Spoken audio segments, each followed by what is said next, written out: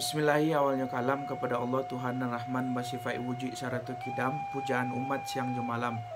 Salawat dan salam kepada junjungan kita Muhammad, pangkatnya tinggi dunia akhirat 100 selatan utara timur Jawa Barat. Mulunyo jalo diserakkan kanai kulari dinan bapalun, mulunyo sambah ditipukan menyusun jari minta ampun. Tantak pun tiang kahulu di bawah kiliran taji, asal mulo kato dahulu 3 limbagu nan terjali. Pertama sambah menyambah, kedua baso jubasi, ketiga sirih jepina. Sama menyambah dalam adat tali batali undang-undang, dan tersabut di mulik manih, dan terpakai di baso bayak. Mulik manih terlempong kato, baso bayak gulo di bibir, di dalam bungka dan piawai, dan banamu adat ju sopan santun. Nyato limbago nan terjali, isinya adat ju pusako dan bersama kita memakaikan. Sajak barajo nan usali sampai sekarang kini nanko, adat pidato disambahkan. Kajirek tabang ramu-ramu inggok mencongkom lidih saga tadabok lalu ke tengah. Ketik indak disabik namu, kadang indak baimbaukan gala, sambah taserak ke tengah-tengah. Loreh kaunan dari masa baru, di sinan hati takabek, mohon ampun amo dahulu, jaweklah salam dinan rapek. Assalamualaikum warahmatullahi wabarakatuh. Sebab kita balik di sana Sulah Bendang Project dimanapun berada. Pada kesempatan kali ko, kita dari Sulah Bendang Project ingin memberikan kepada kawan-kawan sadonyo ada 3 kunci sukses orang Minang yang iko tidak banyak kita ketahui, tapi insya Allah ambo lah pernah berdiskusi dengan salah seorang tokoh masyarakat dan mengecikan kamu bahasanya ada 3 kunci untuk orang Minang bisa menjadi sukses. Yang pertama kawan-kawan, disabuian ataupun dikatakan kamu pada saat itu adalah membasuh dari bumi. Apa yang diartikan di situ kawan? Membasuh dari bumi adalah ketika kita menjadi seorang petani. Jadi petani ko diyakini oleh orang Minang bisa membuat kita kaya raya, bisa membuat kita berpitih dengan hanya kita bertani.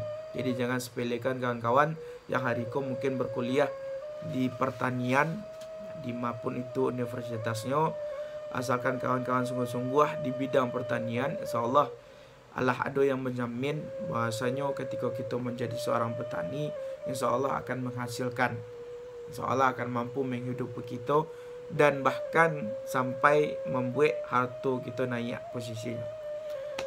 Dan kedua kawan-kawan, di gungguang angin tabang. Di gungguang angin tabang ku mukaswinya adalah ketika kita menjadi seorang saudagar ataupun berdagang bahasanya.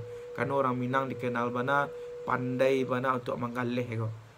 Jadi yang kedua itu kan kawan dikatakan kamu pada saat diskusi itu oleh salah seorang tokoh Minang ko. Jadi di gungguang angin tabang katanya. Kalau ingin sukses, yang kedua adalah berdagang ataupun menggalih bahasa awaknya, berniaga menjadi saudagar. Karena orang Minang ko cadiak kan, insyaallah nya pandai cara malubi orang, cara orang supaya bisa mendakik ke barang yang inyo jual. Orang Minang pandai benar tu. Lalu yang ketiga kawan-kawan, iko dinamakan manitia dari langit. Apa yang dimaksudkan di situ kawan-kawan? Yang ketiga ko baru amanah yang datang dari Allah Subhanahu wa taala. Apa itu? Yang menjadi leader ataupun pemimpin. Contoh paling keteknya di desa ataupun di kampung ataupun di negari kita ada namanya, kalau kamu tinggal di Padang gini ko ada Pak RT kan, mulai dari rendahnya Pak RW, Pak Camat, baru jadi wali negari gitu kan, bupati, gubernur, menteri, presiden kan dari langit ko.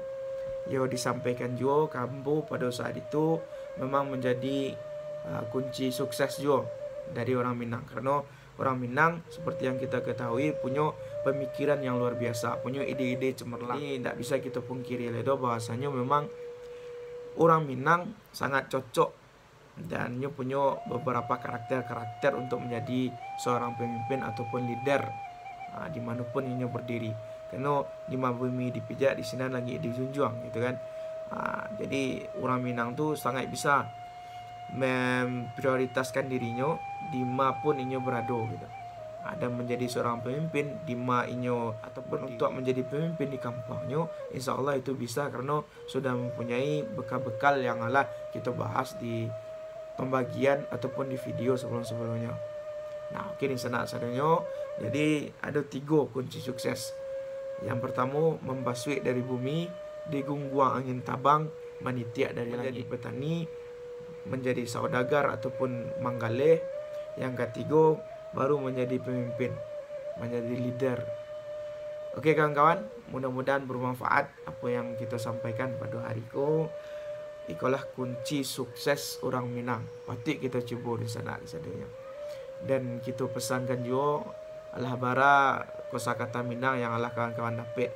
Mudah-mudahan Allah bertambah dan semakin bertambah dengan menonton channel itu. Tolong dibantu balik kawan-kawan, di subscribe, di like dan komen, di share sebanyak-banyaknya video kita kok. Mohon maaf dari ambo, ta singgung ka naik talantong katurun, umuan nan baru setahun jaguang, darah nan baru setampuak Pinang. Wabillahi taufik wal hidayah. Wassalamualaikum warahmatullahi wabarakatuh.